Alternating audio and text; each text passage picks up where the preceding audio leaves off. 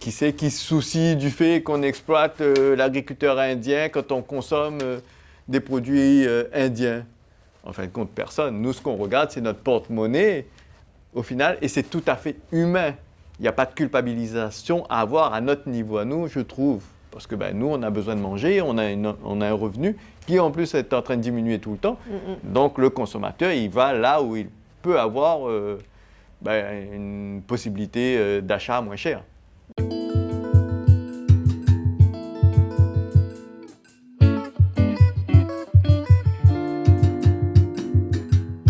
Comment aujourd'hui on peut dire qu'on participe activement à l'économie de notre pays ou de notre territoire? Comment on peut agir en étant conscient? En achetant local. Mais ça veut dire qu'il faut avoir les moyens de pouvoir agir consciemment. Il faut connaître les réseaux aussi. De quoi? Non. Quel que soit le produit, si tu l'achètes local, automatiquement tu fais marcher l'économie locale. Après, oui, mais tu il faut encore connaître les producteurs locaux. Tu n'es pas obligé d'acheter au producteur, même si tu vas l'acheter au supermarché, mais tu prends local, tu vas faire à progresser l'économie locale. Ou sinon, au marché forain, c'est pareil pour tout, pour tous les types de marchés. Par exemple, le marché forain qui a une grosse diversité de fruits et légumes. D'ailleurs, tu auras les forains qui vendent de l'importation et tu auras du forain qui vendent du local. Tu auras aussi des producteurs qui vendent du local. Ouais, mais par exemple, avec le différentiel de prix. Moi, j'ai fait un reportage sur une personne qui a mangé 100% local pendant 3 mois. Oui. Et elle m'a expliqué qu'à certains moments, c'était devenu une enquête, en fait, parce qu'elle devait traverser toute l'île, aller... Ça veut dire qu'elle était sur des produits qui étaient rares. En fait, elle m'expliquait qu'il y avait des produits qui se trouvent facilement, comme la viande, par exemple, les fruits et légumes. Il y a des produits comme ça qui se trouvent facilement en local. Et après, tu as beaucoup de produits aussi qui sont très rares, comme les farines, l'huile. C'est des produits conditionnés. Les vinaigres. On est sur des produits conditionnés. Même les épices. Oui. Mais il y a un savoir-faire en plus à avoir derrière pour qu'on le retrouve. Mais celui qui transforme, il va être soumis à la concurrence du vinaigre de je ne sais pas où dans le monde, qui sera automatiquement moins cher.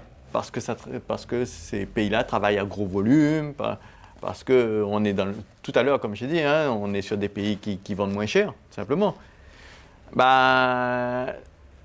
Produire du vinaigre, pour prendre un exemple, ça demande un certain équipement, ça demande un savoir-faire, ça demande tout ça. Donc tout cet investissement, sans être assuré que les clients vont acheter du vinaigre local plus cher, oui, en effet, il n'y aura pas beaucoup de monde qui vont prendre ce risque. C'est presque une démarche militante ou complètement, engagée.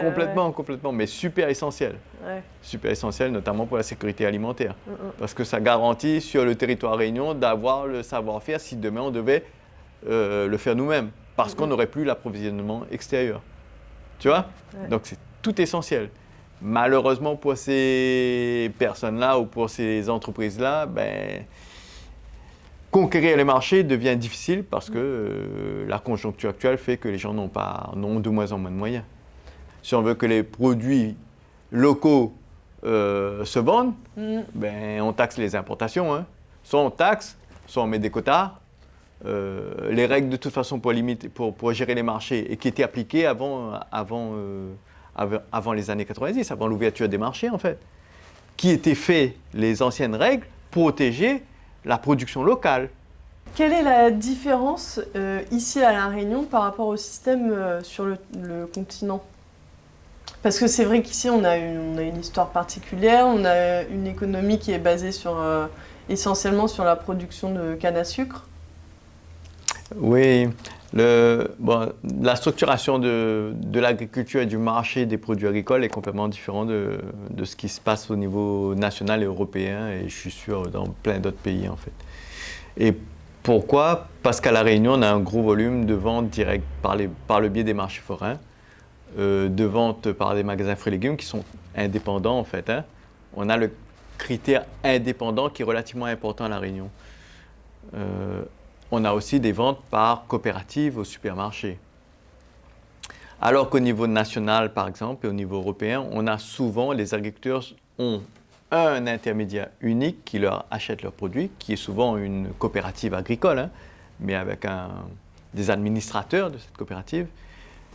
Et ils n'ont pas d'autre solution, d'autre écoulement que cet opérateur-là. Et c'est cet opérateur qui va ensuite revendre leur production. Et après, il y a peut-être d'autres intermédiaires encore qui vont arriver avant que le produit arrive en supermarché.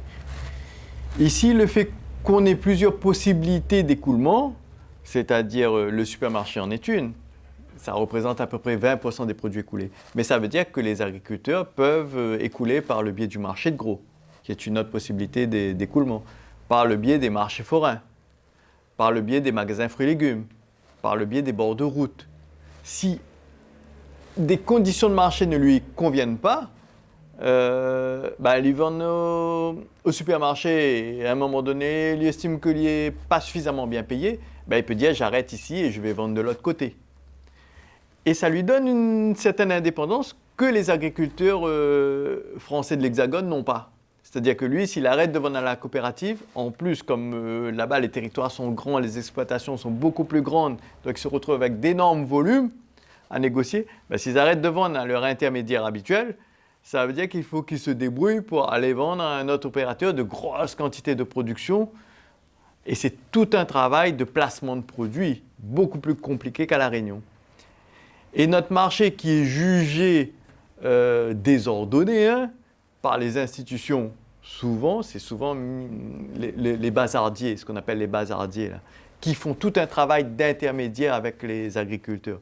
Ils sont souvent ciblés parce qu'ils sont difficiles à suivre, notamment fiscalement.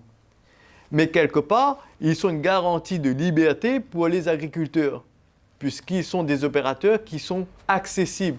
Si jamais les agriculteurs sont coincés par un acheteur qui ne veut pas négocier les produits au bon prix, ils peuvent aller chercher un autre opérateur. Ce que au niveau national européen, les acteurs ne peuvent pas. D'où la grogne qu'on voit là-bas à l'heure d'aujourd'hui.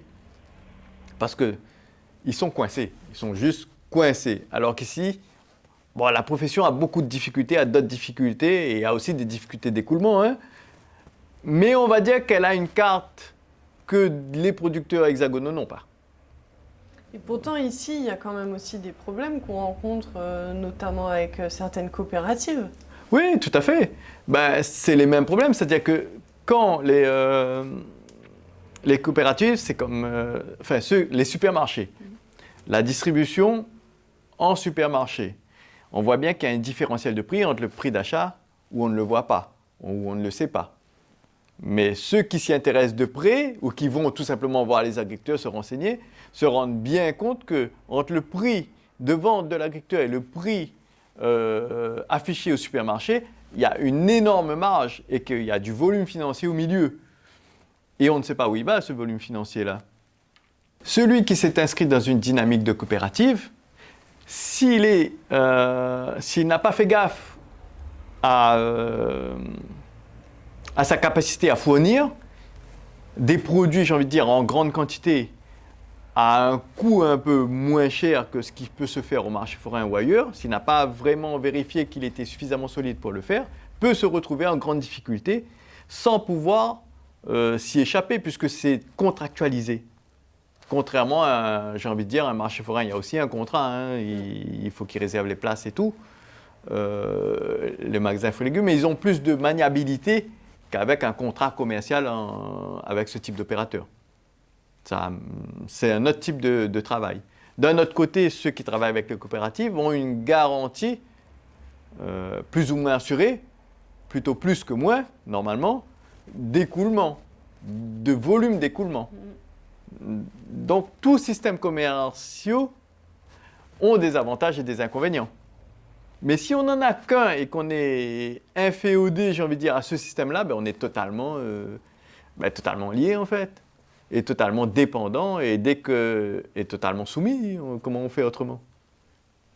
C'est malheureusement ce qui se passe pour la majorité des agriculteurs hexagonaux, qui ont des volumes de production énormes et qui, pour le négocier, ne peuvent pas le négocier en vente directe, quoi. C'est pas possible. C'est la principale différence que tu vois comme ça Au niveau des marchés, oui.